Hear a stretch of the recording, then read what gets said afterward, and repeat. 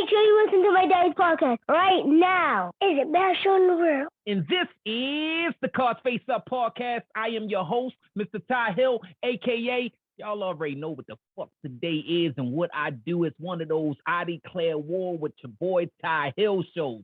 These episodes are my favorite. But first of all, before you do that shit, before you listening to this greatness that we're going to provide to you today, I need you to make sure you like, subscribe, follow, all of that good shit. All of the Cards Face Up podcast everywhere that we are. YouTube, Instagram, Facebook, Twitter, fucking on every place that you actually can go listen to audio at. We talking Spotify, Apple, Google. We're everywhere. Our YouTube, everywhere. Make sure you do that. So today, like I said, is one of those special moments of greatness, history. And I got a special guest on here like I like to do for these shows because y'all know I like to build that nostalgic moment, right? Now, this special guest, he's a rapper, a very, very, very known rapper. But I'm going to tell you my first introduction to this person, right, was 1997. I'm about 13 years old, and that classic motherfucking movie came out called I'm Bout It. Now, my hood fucking loved I'm Bout It. It was the funniest shit. I think that was what got us liking the whole down south and shit, you know, because we east, you know, we up north, whatever you want to call it, and we ain't never really do too much down south. So I'm Bout It came out in 97, and it was this fucking scene on there with this nigga beat the shit out somebody with a baseball bat, right?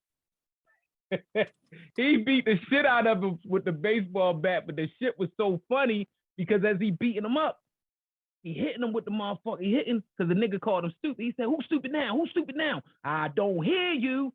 I know how King Griffey feel now. Straight motherfucking Louisville Slugger," some shit like that. But the funny part, the nigga left camera and then ran back and said, "Man, I'm trying to go see my bitch. You done fucked up my shirt. I ought to beat the shit out you again." Man, I swear that was one of my favorite fucking parts of the whole fucking movie because it was funny as shit. That and the part when me and X threw the bullet to the nigga and say, "See if you catch the next one."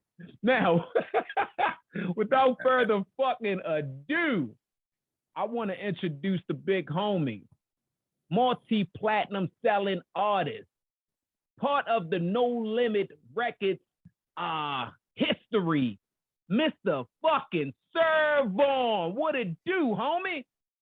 What's happening? What's happening, man? What's happening? You know, man, look, I'm happy to be here, man. Fuck that, be with realness, man.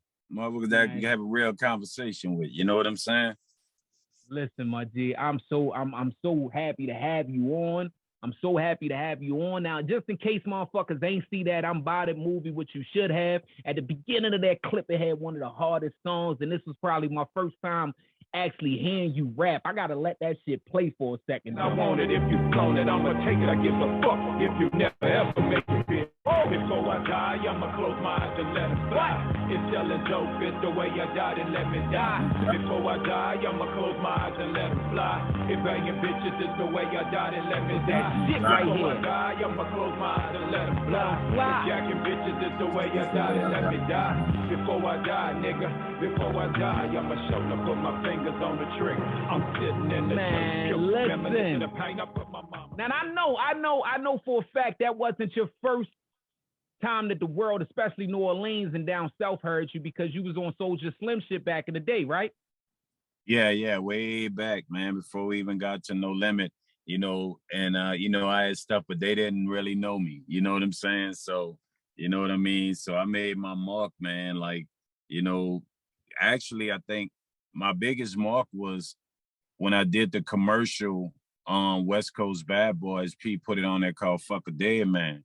And thank God to the God out there in the Bay, E40, he heard it and him and P was talking. He was like, "Who is that?" P was like, "That's him, man. My homie from New Orleans."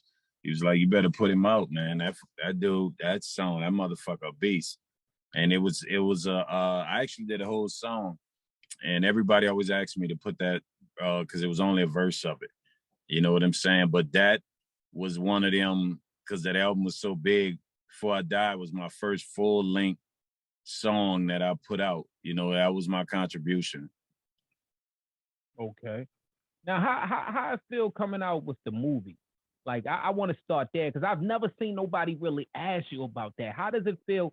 Niggas have aspirations, you feel me? Growing up in the ghetto, shit like that. We have certain aspirations, but a lot of them ain't movie. You know, we don't, I mean, you talking independent and that's movies, crazy. Blockbuster big at the time. Blockbuster big at the time. Yeah. But that's crazy, you know, but you know, as far as like black people are some of the most talented and animated people in life and more impromptu than anything. They you know, and a lot of rappers and stuff like that, they don't even think about it. A lot of black people don't even think about being actors and actresses, you know, and so, but with the movie thing, you know, P being P, Master P means I master what you do and do it better. He the jack of all jackers. That was one of his best albums, Jack of All Jackers. Mm-hmm. You know, it's Christmas, Jacking for Christmas. And, you know, he wanted to shoot that movie, you know, and the crazy part about it that y'all saw that people really fell in love with, it was even harder and different. You know, we had, you know, shot a whole lot.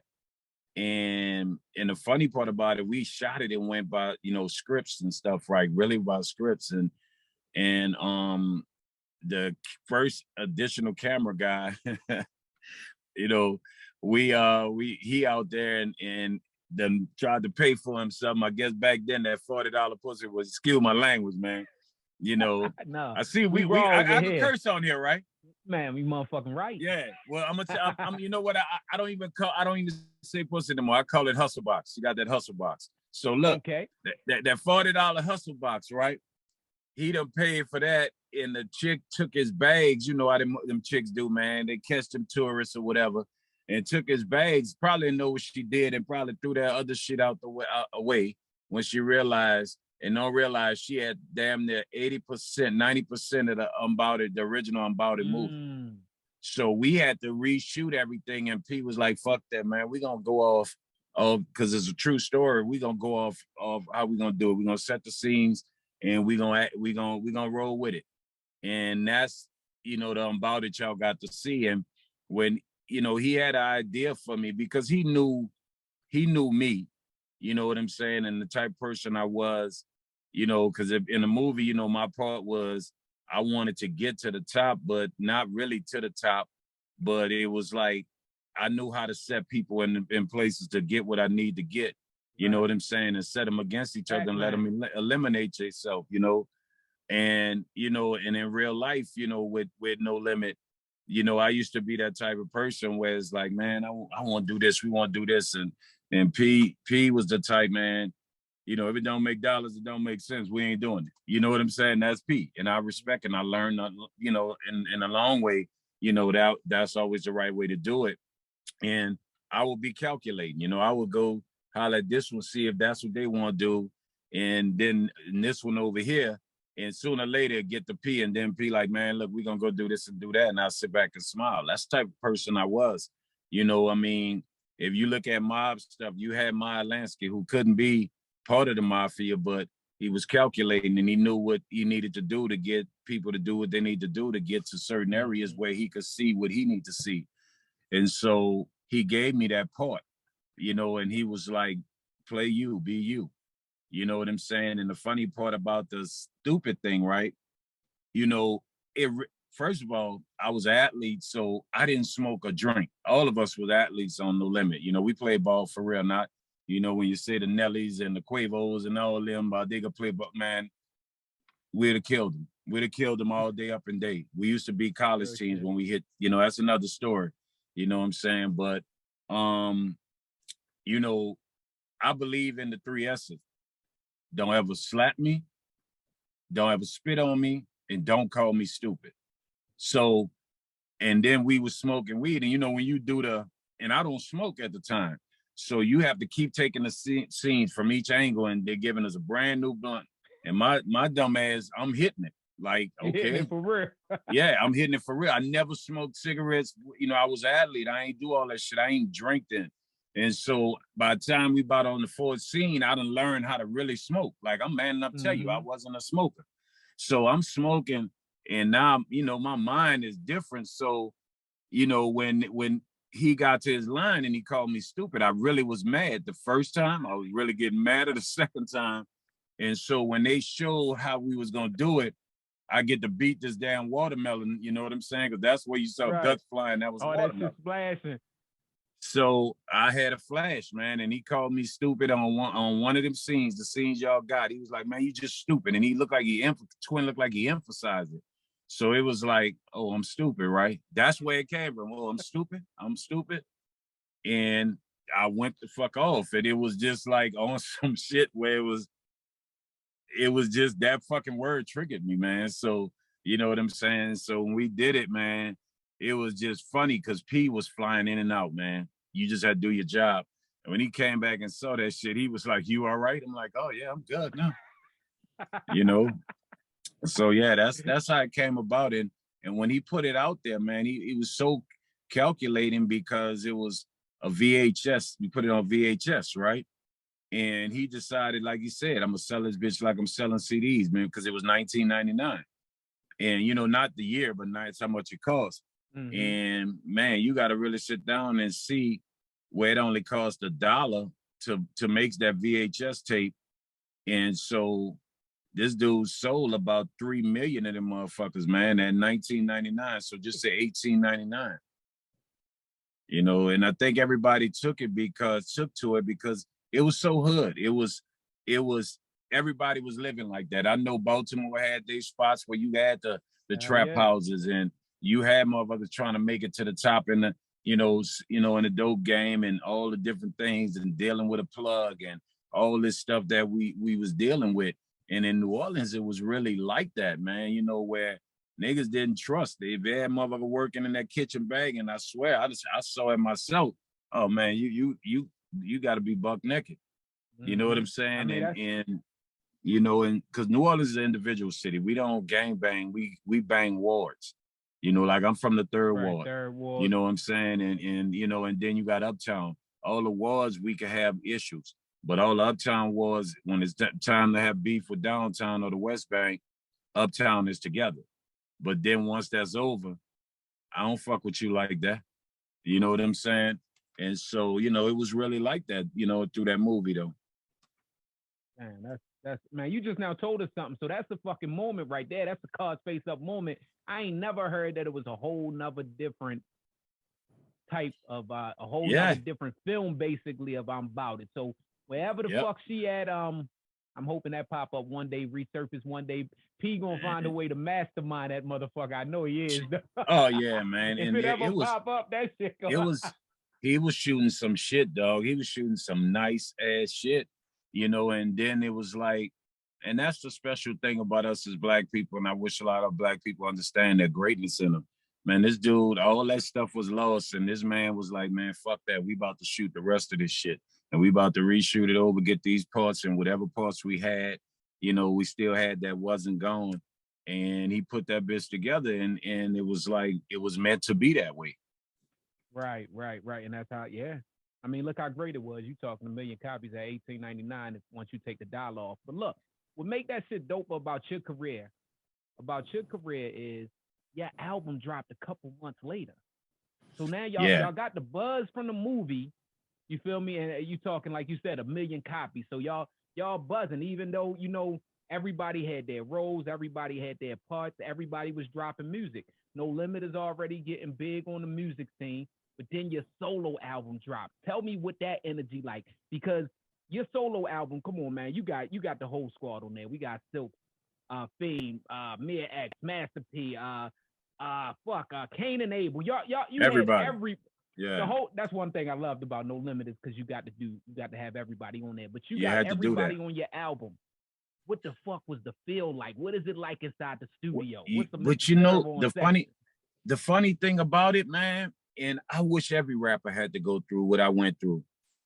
Pressure was on me. Everything was working then. Everything was selling, going, you know, selling no less than 300,000 a week. And we talking CDs, we ain't talking streams. We talking people in line to go get it, you know, and the promoting and things like that. And it was like, I always felt like I was an underdog, you know what I'm saying, as far as, because I was different. Because a lot of people, you know, don't know that I learned how to rap. My style was more from the East Coast because I was in the military and I was coming up to DC and I was a product of all my dudes around me. Like I had my guy Baskerville who was from Baltimore and always rapping and always messing around and coming at me, you know, with different stuff. And I had my DC people because I lived in DC for a few years and did my thing, you know, and I would go up to New York. And so I was already in Virginia, so and going on to Carolina. So my style was more East Coast, but I used Southern dialect from where I was from. So my rap pattern was different. And then, you know, and so for me, I'm watching everything that's going on and I love pressure. Right. You know, I love the challenge, man. You know, my thing is, you know, if anybody got an inkling of doubt, go ahead, do that, man. I love it when you do that because I'm gonna make you look me in my eyes when I win. You got to look at me now. You know what I'm saying? You could turn away, motherfucker. I'm gonna go all the way around you and make you look. You know, and so the pressure was on me. And so, you know, and I knew I had to maintain because P wasn't the type that, oh, if your album don't go good, you get rid of you like majors do. You know what I'm saying? But then, you know, hey, you're gonna have an uphill climb, you know, because you had so many waiting in the wings, you know, and in No Limit, it was like saying you got Jordan right there. So you competing and say, you know, that's Jordan. I just want if I can get second place, I'm good. But then right. Kobe and LeBron is sitting there. You feel what I'm saying? Tracy McGrady and Kevin Durant is sitting there. So now these are how all this roster was. So I got to put an album out that, hey, bro, if you don't get number one, you better be top 5 on Billboard, you know? And so, yeah, he marketed right. But when I went in there, me and Kel have been waiting for that, you know, because we came in together, me, Kel, and Craig B, who did Ain't My Fault and a lot of other big songs, KLC, you know what I'm saying? We've been waiting for that because we knew I was different. You know, we knew we was going to do something different, you know, and so went in and of course, everybody was there to support me, you know, and my boy, I pray to God because he innocent, see murder, you know, not saying that because it's TRU blood in, blood out, you know, yeah, you know, but, you know, Free C, he was there to support me, you know, because his name Corey, my name Corey. So, you know, that Corey, you know, we was always tight. And, you know, it was, and Fiend was there, who I arguably feel one of the most talented rappers ever, you know, and hardest worker. You talking about gym rats, studio rat. Fiend was the type where it was like a ghost thing, man, where it's like, I'm doing the song and I come out and step out for a minute and bam, he pop up. Yo, what's up, yo? You need something? That's him. And he would be there till 4 in the morning. If I'm there to 4, he waiting. He just sitting there waiting like, go ahead, you leave a verse open or a hook. You ain't, we could get it done. And so, you know, I had man, that Mr. support. Womp. I had Fiend came on the show to fuck with us. I fucks with him. That's my guy. Yeah, man. And, you know, and so I knew the pressure and it was like, you know, and P would leave us and go do what he got to do. And we had control of our album. He only asked for 4 certain type of songs that you had to do that he asked for, you know, which was a Miss My Homie song, you know, because we all have lost people. That strong female song, you know what I'm saying, you know, and then you got, you know, for the females that's out there that's running that hustle box, we had to make one for them, and, you know, and then we had, you know, because we come from, you know, a lot of the stuff with banging and a lot of our fans, so we always had to make that, and you had to make your weed song, you know, and then you could do whatever you want. You know what I'm saying, on your album. And you had 2 weeks to turn 24 songs in on your album and come out. So, you know, most time we turn in about 30. I remember my first album, I did 32. So it's actually 10 songs that nobody never heard that's out there. So hold up, that's all recorded in 2 weeks? Y'all record the whole thing or just whatever you could? Oh, no, bro. You got to turn in at least 24 songs in 2 weeks or your album don't come out. That's serious. Oh, bro, your family is, you know, because, you know, you was financially straight, but you tell your family, I see y'all, that it wasn't no taking 6 to 8 months. And I always said this, reason why New York was easy to replace and kind of take over, they entitled. They'll put one album out or take 6 months to do it, and then Nas might put one of my favorite artists who I like, he might put one out 2 years later and feel like I'm back. I'm from New York. No, we outworked you. You know what I'm saying? You, P would say, when P would walk in and say, T Hill, it's your time. Get with KL them. And now you got 5 producers and you got 5 rooms. And that bitch like a real assembly line. Like I'm in there working with KL and I knock the shit out. And it ain't no sit back and listen. I might get to listen to it one time and I gotta go. I'm gonna get touch. Hey, sir, when you're done in here, I got something for you over here. And you go into Moby, then you go into Craig B, then you go into Odell, then you go into Carlos. And we might have an extra producer that they were friends with that might be around there. And so you going in there and you going from room to room to room. And ain't no sitting there like, man, I got writer's block. Because ain't nobody writing for you at No Limit. That wasn't allowed. You had to man up and had to figure it out and do what you had to do. You know, you might get concept ideas from songs. Oh, okay, this one got a hook and I'm going to follow that hook. But, you know, you didn't have that. You had to turn in 24 and he would check. He would check every day. You know, like, yo, what's going on? I'll be down there in a minute and he'll tell you, leave me 2 songs to come get on. And you'll leave him that. And when he coming in there and he gonna listen for 5 minutes, then he go in the booth. He never wrote. He freestyled everything and never messed up. Never like, okay, go run that back. Because KL didn't play punching in. Like everybody could punch in. Nah, you know, even when I work with people today, and this coming from Life Insurance album, when I might be doing something and I might mispronounce the last word, and they'd be like, you want me to punch in? I look at them, nah, start it over. Because my mind is still in tune to what we were doing, where KL will make you start all the way from the beginning. You know, and so, and which helps you better because you know the song now even more so when it's time to perform.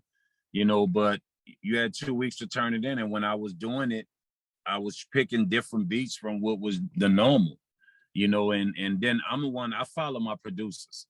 You know, if they got an idea and a concept, I know how to do what I need to do.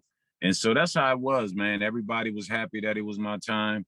And, you know, we all supported, man. We never was the type like, yeah, I'm tighter than you. And arrogant, man. That shit, you ain't do that at No Limit, man. And if you decide to act like you was arrogant and have little attitudes, we had a room with the boxing gloves. Oh, you know, that's how we settle shit. Yeah. That's how it's supposed to be. Real men shit. Then hug it out at. Yeah, because he always he felt like if we love each other and we're a team, ain't no bare fist. That's personal and you ain't pulling no gun on nobody. You know, you either man up, put them gloves on, and if you say no, shut the fuck up. Just that simple. You know, I'm serious. I watch other artists and their little videos, and I'll be seeing how they cussing each other out. Man, fuck that. Oh, that ain't happening at No Limit. But first, man, fuck you. Oh, if somebody gonna start, yo, what's the problem? Man, nah, you ain't got no. I tell you what, go put them gloves on. Man, I ain't putting. Well, shut up. I ain't gonna be. You ain't gonna talk to another. You ain't gonna talk to your fellow soldier like that. If it's that deep, motherfucker, put them gloves. Yeah, put them gloves on. If you ain't gonna put them on, you gotta be quiet. And if you, that's how it's supposed to be. Look, I want to even go back even further before the signing with No Limit. You feel me? I heard a story about, and it's crazy because the story that I heard is one of the fucking places that I always wanted to go to. It was Jack the Rapper hip hop convention. And I heard they used to be just jumping. For those that don't know, Jack the Rapper hip hop conventions was like every artist, I guess, in the world at that time used to come and get to perform and have their own little sections and shit. It's like it was like the Source Awards before the Source Awards. Yeah. So okay. With no awards, so now I hear that you and P actually met through. I mean, y'all knew each other already, and you could explain that too. But y'all actually met up there, not knowing, in the middle of one of the most classic Jack the Rapper hip hop convention, which was 1994 when the fight broke out with Suge Knight, Death Row Records versus Uncle Luke and 2 Live crew, I'm guessing, you feel me? And I hear it was one of the biggest crazy. They said Luke was doing, they got pictures of Luke and shit. If y'all look it up, you can see Luke with blood on his shirt, taking pictures. They say that nigga Luke get down. Uncle Luke is about that life. Hey, don't let that ass shaking fool you, homie. You know what I'm saying? That's Not what you, I heard. I'm talking about people out there. Luke was a G. You understand what I'm saying? And you know, the people, for the youngest that's gonna be watching it, you know, they had that beef already, you know, with Dr. Dre, them, NWA and all them, and Luke Skywalker. And then it, you know, it spilled, of course, to Death Row. And so we were going out there with my CD, and we was trying to meet Jermaine Dupri, because you know he's from the South. We was trying to meet Jermaine Dupri, and this so prior we to got No out Limit, there. right? Yeah, this before No Limit. And KL and I, and the funny part about it, he's no longer here with us, God bless his soul. Old boy, who was our manager, we didn't even know. This is how crazy life is, man. He was going out there to take care of some work. And that mean that whole car we didn't even know had work in it. And I'm talking about, I ain't talking about no weed. So we going out, because we kept saying, man, why are you driving 60 miles an hour? We like, man, y'all need to chill, man, enjoy the ride. So we get out there, we ain't got no passes, and KL is the nicest dude in the world, you know, but me being me, you know, and I ain't gonna lie, it sound crazy, man, and I say the prayer, because I saw 2 dudes, man, backpackers, and they had their passes on, and we gotta get into this bitch, you know what I'm saying, whatever, because you couldn't pay to get in it. It was like sold and booked out or whatever. And like, bro, y'all gotta up them passes, you know. And you know, got them, real talking, it's not showing off, because I'm not proud of anything, you know, like that, man. And you know, we brought the pass. KL, so how you got him? I said, man, oh yeah, they would let me pay something. And you know, because he wouldn't have took him. Yeah, KL is a good guy. And we get in there, man, and we seeing everybody, and we see Jermaine Dupri, like the dream right there. He right there. I know he gonna fuck with us. He got Escape with him.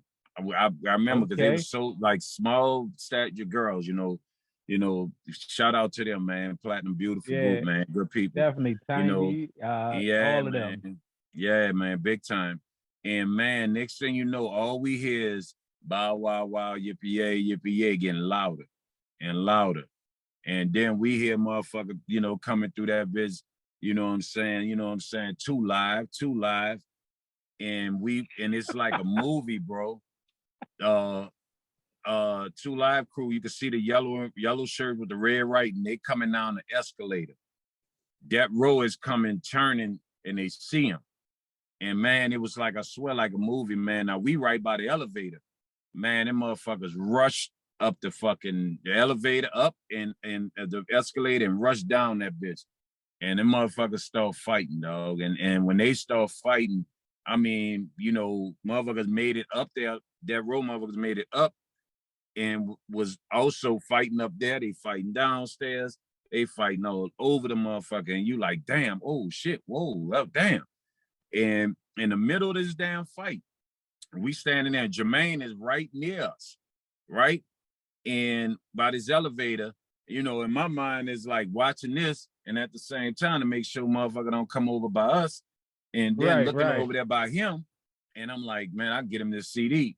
In the middle of the thing, I see faces I know. You feel what I'm saying? I see 3 faces I know, and I'm like, man, that's you know, that's Percy, man. Look at my dude Corey, you know, I'm called by their name.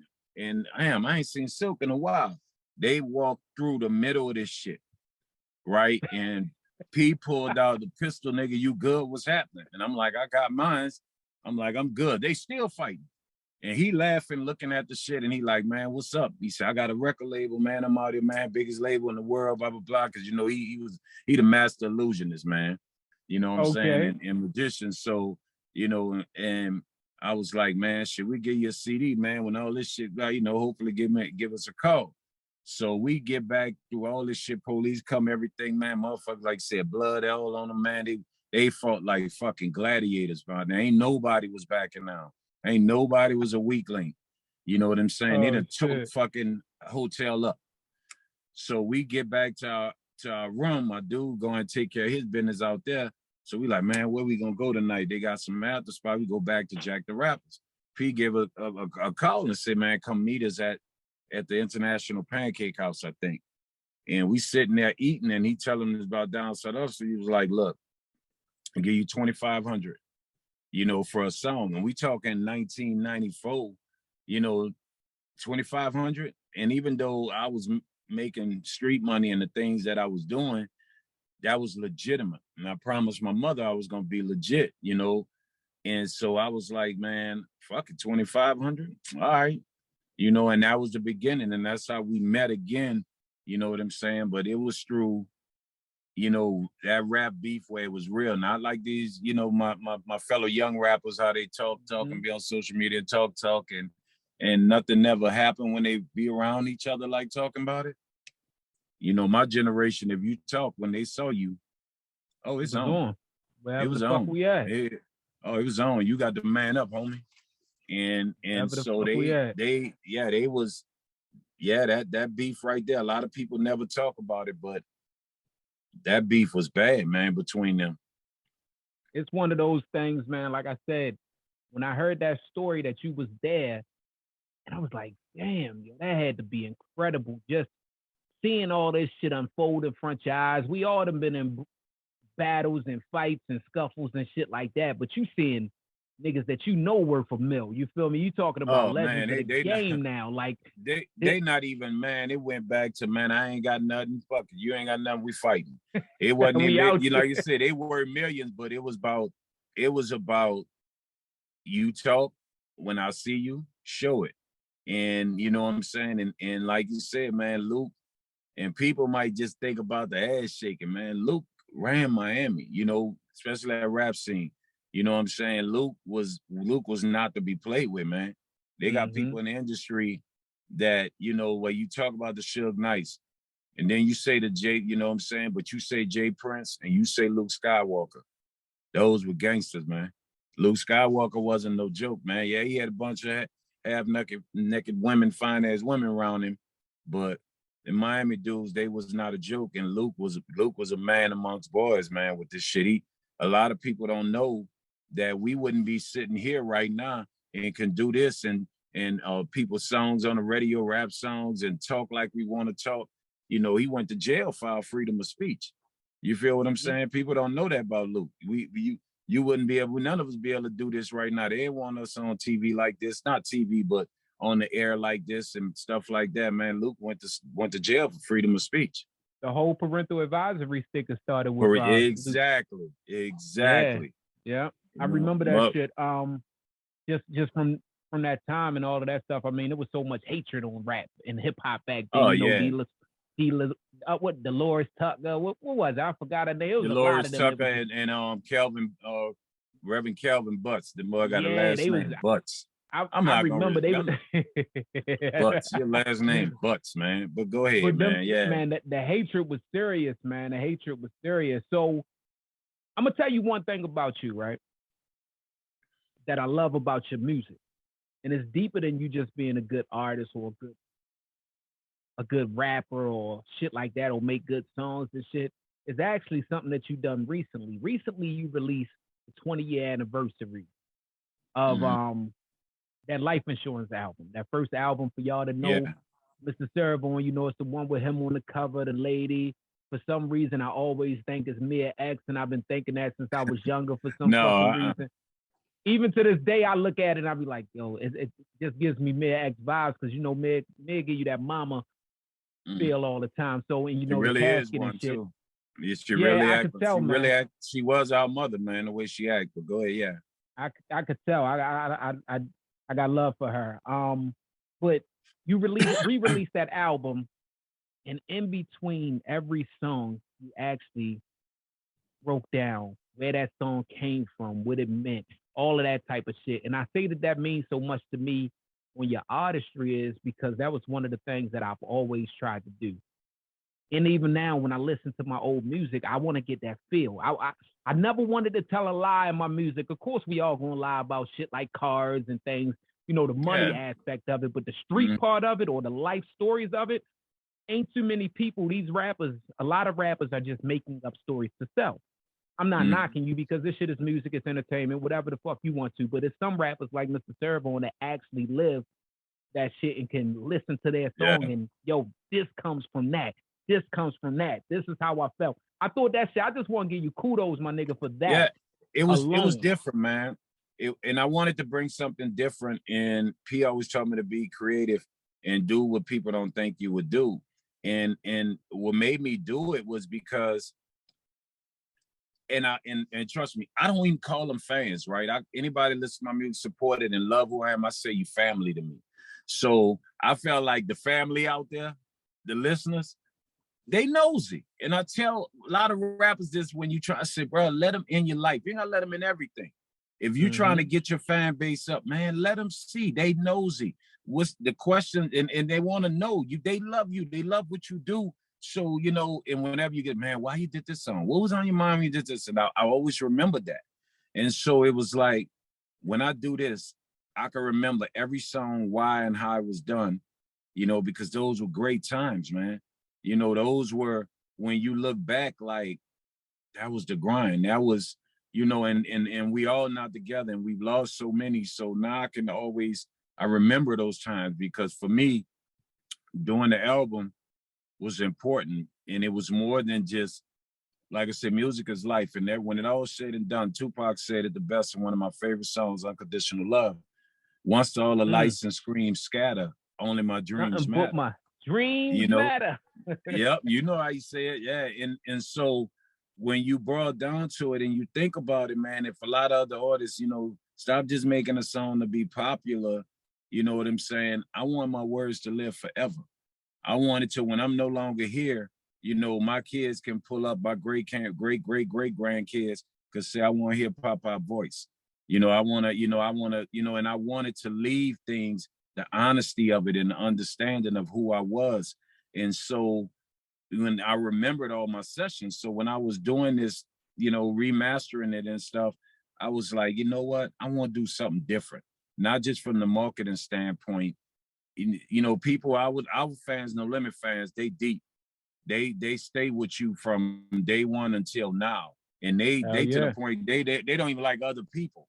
So they always, we were such a business where we come in town, we do our show and we leave.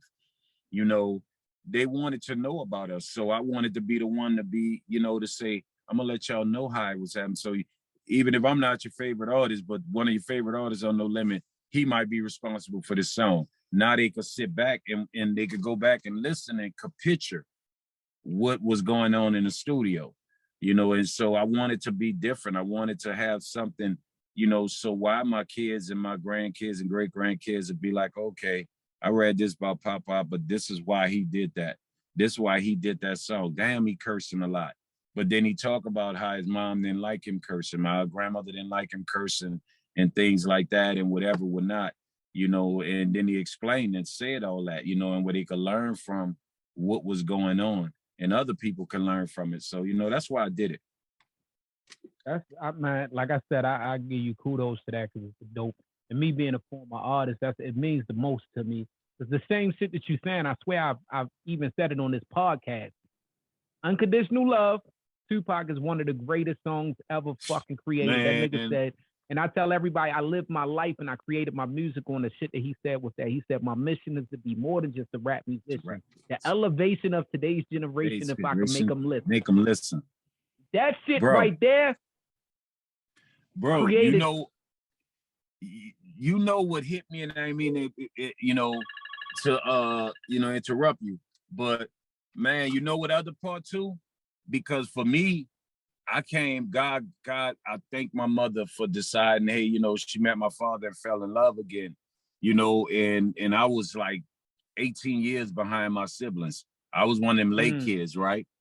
And I remember when the part in the song, man, where he's sitting in the living room watching cartoons, you know what I'm saying? And then I don't want to be a burden.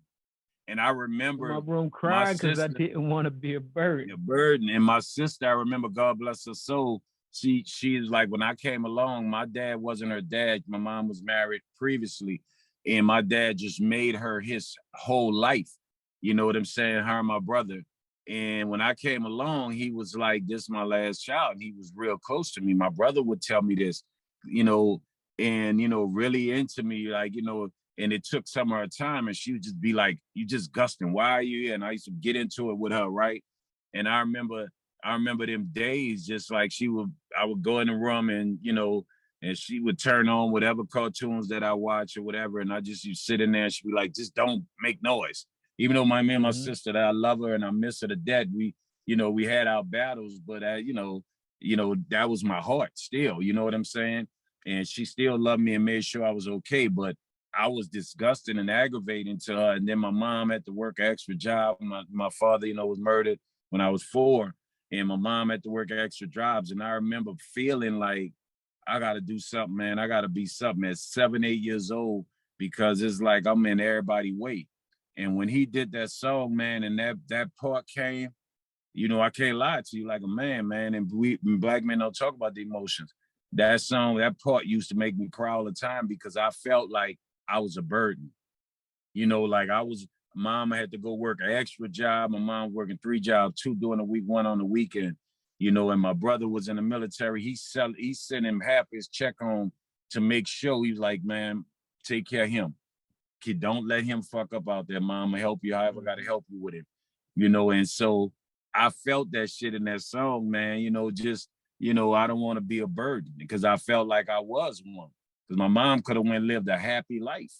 You know what I'm saying? Like even happier life, you know, because she didn't have to work. My sister was on her own. My brother was doing what he was doing in the military. My mama had a job. But when I came, it's like I got to work 2 extra jobs to make sure he all right. You know, and I really felt that song, man. Unconditional Love, man. That and Jay-Z never changed, man. Them songs, you know, in 1 or 2 of Scarface songs, but Unconditional Love, a lot of people don't know about that by Pac song. That's the deepest song, man, because it's literally my favorite song from him. Yeah. I mean, even down to the what's the name? Like, all right, I'm gonna tell you, even at the beginning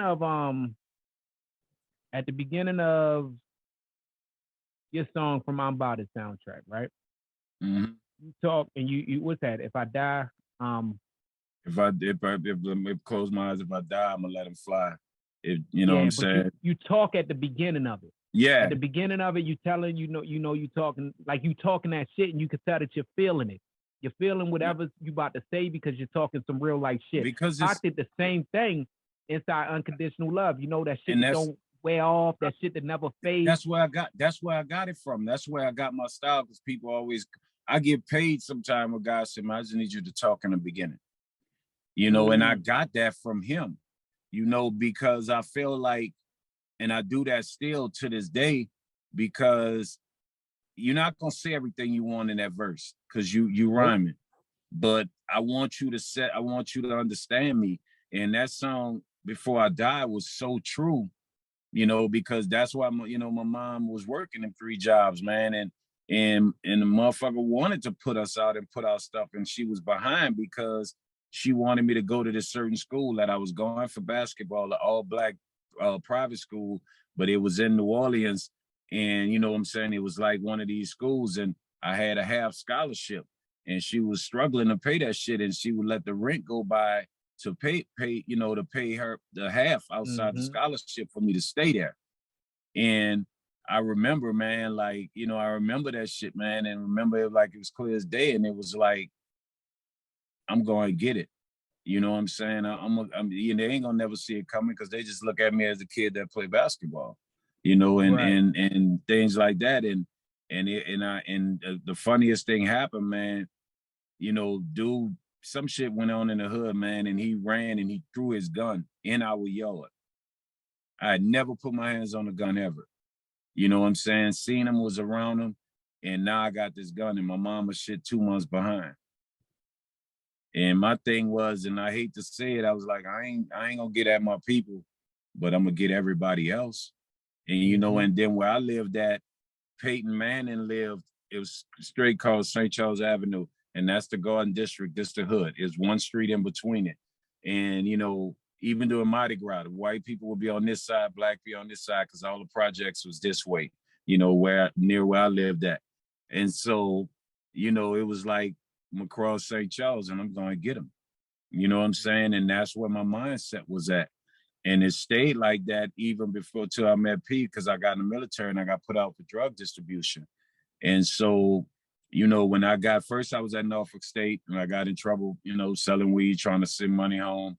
And then, you know, I was given the option to go to the military. And so then when I got there and I got put out, now I'm back home, and my, you know, my mom was dependent on me and she would never take a lot of money from me because she knew I was doing something I didn't have to do, no business doing. Right. And she was very religious. So I couldn't give her, come and say, here, mom, put this 10,000 there and pay this. Here, take this 20,000. So I would try to buy her stuff. And when I got put out the military, she realized the refrigerator, the sofa, you know, the living room set, expensive stuff I had bought and thinking it was military. She took, when I got put out, man, you know, my people called me and told me she took it and gave all that shit to the church because she didn't want it in the house when she found out where it came from. But it was, yeah. And so when I came home, I got into a different thing where I was taught, don't go to jail for drugs, man. If you're going to go, man, go to fair time for corporate shit. And, you know, I ended up having a job at a bank late at night, learn the banking system. And, you know, I got into the credit cards and check thing, man. And between robbing people, catching people, you know what I'm saying? And then running that and doing that, I was like, my mama shit we ain't getting put out. It ain't happening.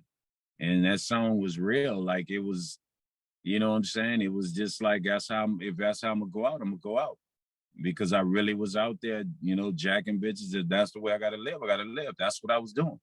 You know, and I was so different with it. I wasn't in the hood catching drug dealers or whatever like most niggas would do.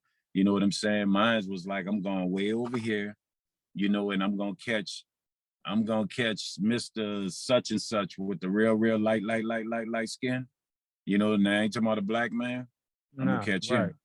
You know what I'm saying? I'm gonna catch her. You know, and I would cross on that side where Peyton Manning grew up at.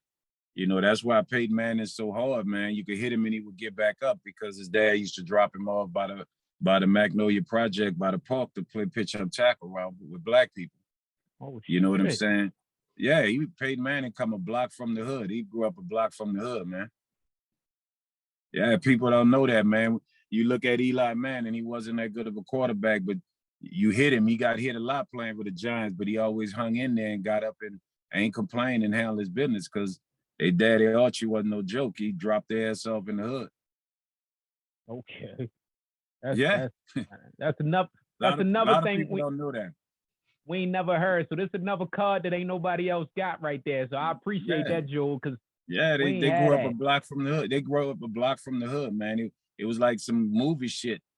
White people on this side, the Garden District, mostly Jewish people. And then you cross over St. Charles Avenue, this was the hood. This where the projects was at, where Juvie, all them grew up. I grew up 3 blocks from them.